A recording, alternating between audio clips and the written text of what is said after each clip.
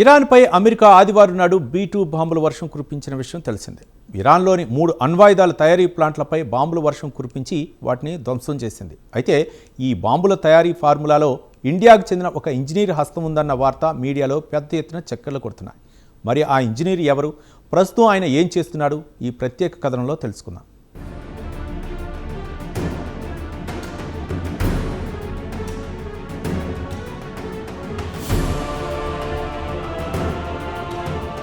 America president Donald Trump చలవ వల్ల ప్రజలకు బాంబులు, డ్రోన్లు, ఫైటర్ జెట్ల వివరాల గురించి ఎంతో కొంత సమాచారం తెలుస్తోంది.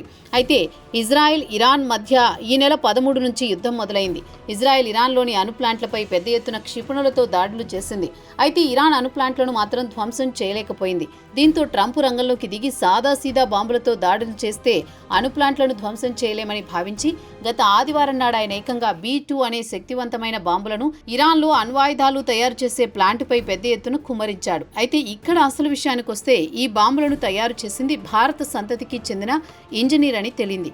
అయితే ఇంజనీర్ అమెరికా కోసం B-2 బాంబులు టెక్నాలజీ తయారు చేసి తర్వాత దాన్ని దొంగిలించి చైనాకు విక్రయించాడన్న వార్తలు ప్రస్తుతం మీడియాలో పెద్ద ఎత్తున వస్తున్నాయి.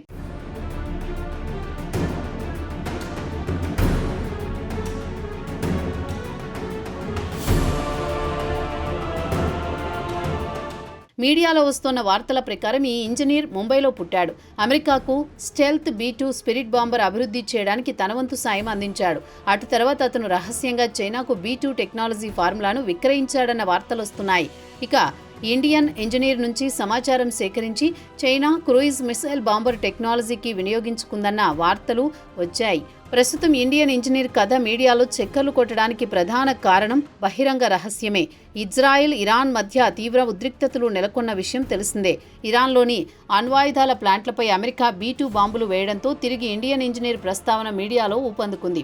గత ఆదివారం నాడు ఇరాన్లో ప్రధాన అణుశుద్ధి ప్లాంట్లు ఫోర్డో, నటాంజ్, ఇష్మాన్లపై 7 B స్టెల్త్ బాంబులను వినియోగించినట్లు US జాయింట్ చీఫ్ల చైర్మన్ డాన్ కెయిర్ చెప్పారు. అమెరికా నుంచి సుమారు 18 గంటల పాటు ప్రయాణించి 14 GBU-57 బంకర్ బస్టర్ బాంబులను ఇరాన్కు చెందిన 3 అణు ప్లాంట్లపై వేసినట్లు పెంటగాన్ అధికారులు వివరించారు.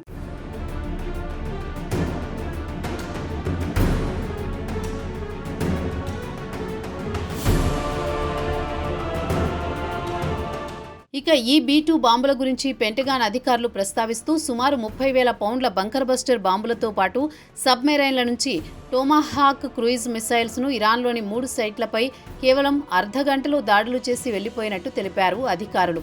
ఇక అధికారులు చెప్పేదేమంటే మిగిలిన మిసైల్స్తో పోల్చుకుంటే B-2 స్టెల్త్ బాంబులు పెను విధ్వంసం సృష్టించగలుగుతాయని వివరించారు. ఇరాన్లోని భూగర్భంలో 300 అడుగుల లోతులో ఉన్న ప్లాంట్లను ధ్వంసం చేసే సత్తా కలిగి ఈ B-2 బాంబులు. ఇక ఈ బాంబులను అభివృద్ధి చేసింది మాత్రం అమెరికాకు చెందిన నార్థ్రోప్ గ్రుమ్మాన్ అనే ఏరోస్పేస్ కంపెనీ. అమెరికాలో అత్యంత రహస్యంగా ఈ కంపెనీ బాంబులను తయారు చేస్తోంది. కాగా ఈ కంపెనీ తయారు చేసే యుద్ధ విమానాలు ఏరోస్పేస్లో రాడార్కు చిక్కవు. కాగా గత ఆదివారం నాడు B-2 బాంబర్స్తో అమెరికా ఫైటర్ జెట్ విమానాలను ఇరాన్పై దాడి చేసి అనుకున్న లక్ష్యాన్ని సాధించి తిరిగి తమ గమ్యస్థానానికి చేరుకున్నాయి. ఇరాన్ నుంచి ఈ యుద్ధ విమానాలపై ఎవరూ దాడులు చేసిన దాఖలాలు లేవు. సురక్షితంగా తిరిగి తమ గమ్యస్థానాలకు చేరుకున్నాయి.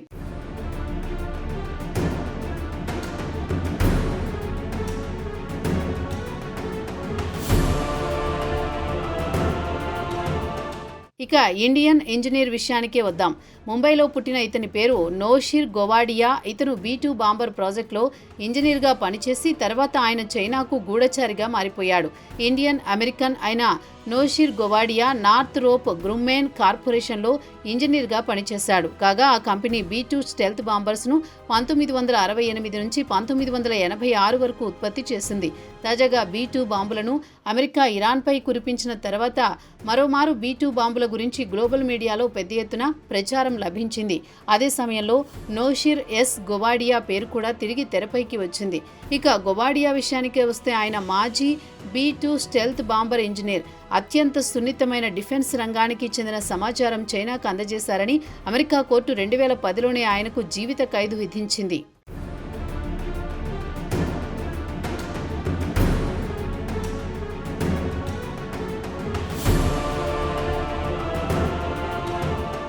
ఇక మాజీ నార్థ్రోప్ గ్రుమ్మన్ ఇంజనీర్ అయిన గొవాడియా B2 స్టెల్త్ బాంబుల డిజైన్ తయారు చేయడంలో కీలక పాత్ర పోషించాడు. అయితే కీలకమైన సాంకేతిక సమాచారాన్ని చట్ట వ్యతిరేకంగా 3 సార్లు చైనాకు పంపించారని ఆయనపై కేసు నమోదైంది. అది కాకుండా ఆయన 2001 అటు తర్వాత 2002లో ఇన్కమ్ ట్యాక్స్ రిటర్న్స్ తప్పుగా ఫైల్ చేశారట. కాగా గవాడియా గురించి 2010లో assistant attorney general for national security David Kris Gavadia గురించి ప్రస్తావిస్తూ అమెరికాలో ఆయుధాలను తయారు చేయడానికి సంబంధించిన సున్నితమైన సమాచారం చైనా ప్రభుత్వానికి డబ్బు కోసం విక్రయించాడని ఆయన గవాడియాపై ఆరోపణలు గుప్పించారు. ఇక గవాడియా విషయానికే వస్తే 2010లో ఆయనకు 66 ఏళ్లు, కోర్టు ఆయనకు జీవిత ఖైదు విధించింది.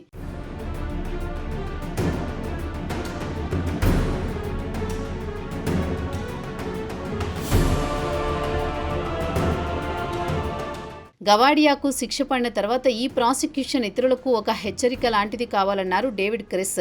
దేశ భద్రతకు సంబంధించి సమాచారాన్ని రహస్యంగా లాభాల కోసం ఇతరులకు విక్రయిస్తే సహించేదే లేదని కఠిన శిక్ష విధిస్తామని క్రిస్ అన్నారు. అలాగే ఈ కేసుకు సంబంధించి FBI, ఎయిర్ ఫోర్స్కు అభినందించారు. ఇక నోషిర్ గవాడియా చైనాకు B2 బాంబర్ ఫార్ములాను విక్రయించాడు. అక్టోబర్ 2005లో గవాడియాను మొట్టమొదటిసారి అమెరికా పోలీసులు అరెస్ట్ చేశారు. ఉద్దేశపూర్వకంగానే ఆయన నేషనల్ డిఫెన్స్కు చెందిన సమాచారాన్ని చైనాకు విక్రయించాడన్న ఆరోపణలు ఎదుర్కొన్నాడు. అటు తర్వాత ఆయనపై అదనంగా 2005, 2006, 2007లో కూడా అదనపు ఛార్జీలు నమోదు చేశారు.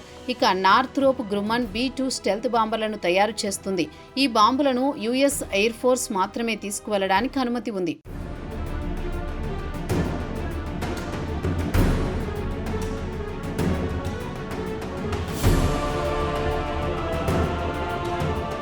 ఇక గవాడియా 1997 వరకు అమెరికా ప్రభుత్వంతో క్లాసిఫైడ్ కాంట్రాక్టర్గా ఒప్పందం కుదుర్చుకున్నాడు. ఆ తర్వాతి సంవత్సరం ఆయన సెక్యూరిటీ క్లియరెన్స్ను ప్రభుత్వం రద్దు చేసింది. ఆ తర్వాత గవాడియా జూలై 2003 నుంచి జూన్ 2005 వరకు చైనాకు 6 సార్లు వెళ్లి వచ్చారు. ఈ పర్యటన సందర్భంగా ఆయన అమెరికా రక్షణ రంగానికి చెందిన రహస్యాలను అందజేశాడన్న ఆరోపణలు ఎదుర్కొన్నారు. ఇక చైనాకు ఆయన B2 బాంబులు డిజైన్, టెస్ట్ సపోర్ట్, టెక్నాలజీకి సంబంధించిన టెస్ట్ డేటా అనాలిసిస్ వివరాలను అందజేశాడని ఆయన ఆరోపణలు నమోదు చేశారు అమెరికా పోలీసులు. ఇక నోరిష్ గవాడియా అమెరికా రక్షణ రంగానికి చెందిన కీలక సమాచారం బీజింగ్కు అందించినందుకు ఆయనకు కనీసం $110,000 ముట్టిందని అంటున్నారు. కాగా గవాడియాకు 3 కంపెనీలు పెద్ద మొత్తంలో డబ్బు ఇచ్చాయి. అయితే ఆ డబ్బును ఐటీ రిటర్న్స్లో చూపించలేదు. అలాగే 2001, 2002లో ఐటీ రిటర్న్స్ కూడా తప్పుగా చూపించారని కోర్టు ఆయనకు శిక్ష విధించింది. మొత్తానికి చూస్తే అత్యంత ప్రమాదకరమైన B2 బాంబుల తయారీలో ఇండియా ఇంజనీర్ హస్తం ఉందన్న సమాచారం బాహ్య ప్రపంచానికి తెలిసింది. ఇది కాస్త మీడియాలో రావడంతో టాక్ ఆఫ్ ది టౌన్గా మారడం ఇండియా కాస్త ఇబ్బందికర పరిణామమే.